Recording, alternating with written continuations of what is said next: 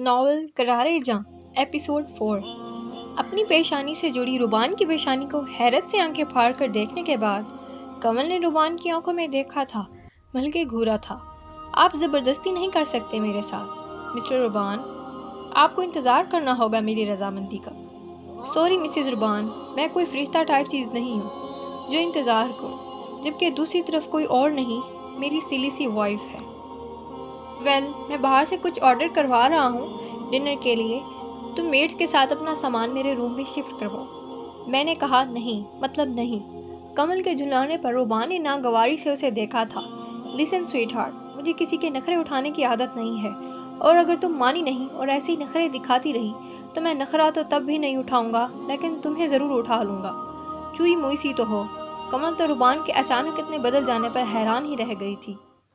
سمجھنے کی کوشش کریں آپ، میں ذہنی طور پر بالکل تیار نہیں ہوں۔ کمل رونے کو ہو رہی تھی، مگر میں ہر طرح سے تیار ہوں، روبان آنکھ مار کر کہتے ہوئے کچن سے نکل گیا۔ تو کمل کچھ ٹائم تک تو پریشان سی کھڑی رہی، پھر اپنے کمرے میں بھاگ گئی اور دروازہ لاک کر لیا۔ میں آپ کی مرضی کے مطابق نہیں چلوں گی مسٹر خرگوش، میری کوشش کو آپ نے دھتکار دیا تھا نا، اب میں بھی آپ کا ہاتھ تبھی تھاموں گی جب میں چاہوں گی، کیونکہ انا مجھ میں بھی بہت ہے۔ ممی ڈنر کیوں نہیں کر رہی؟ جان نے ڈنر شروع کرنے سے پہلے کمل کا پوچھا تھا۔ ممی شرما رہی ہیں، روبان نے مسکراہٹ دبا کر بتایا تھا۔ مگر کیوں؟ جان بحث کے موڈ میں لگتا تھا۔ یہ تو ممی سے ہی پوچھو۔ اور روبان کی بات پر جان ہی نہیں، وانی بھی کمل کے کمرے کے باہر پہنچ گئے تھے۔ ممی آپ ڈنر کیوں نہیں کر رہی؟ مجھے بھوک نہیں ہے یار۔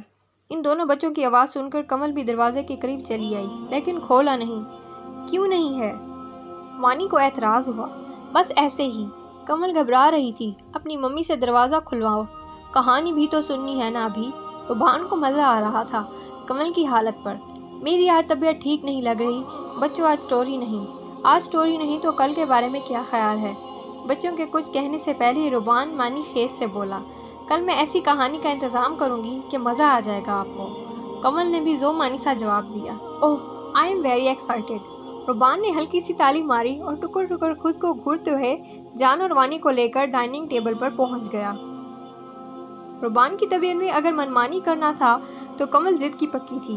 روبان جب تک گھر ہوتا کمل کے پیچھے پڑا رہتا اور روبان اسے ستاتا تو تھا، مگر دل میں وہ بھی فیصلہ کر چکا تھا کہ کمل کے راضی ہونے پر ہی آگے بڑھنا ہے۔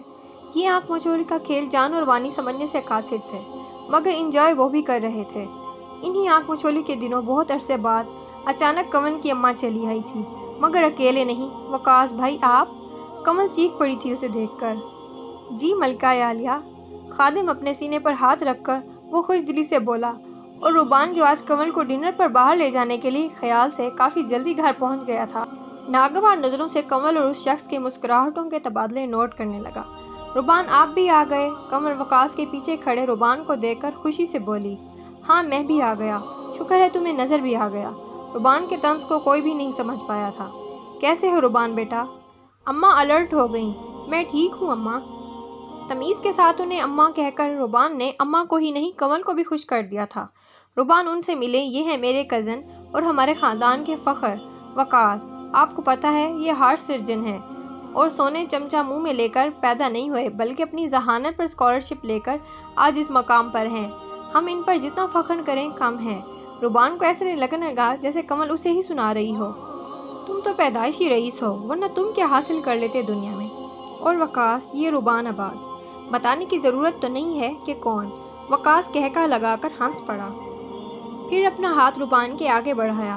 آپ سے مل کر خوشی ہوئی روبان صاحب، مگر مجھے نہیں۔ روبان نے بھی ہاتھ ملا کر تلخی سے جواب دیا، اور پھر سب کے حیران ہونے پر مصنوعی کہکا لگا کر ہنس دیا، ہاں ہاں آئی واز جسٹ کیڈنگ۔ روبان کی بات پر سب پھر سے ہنس دیے۔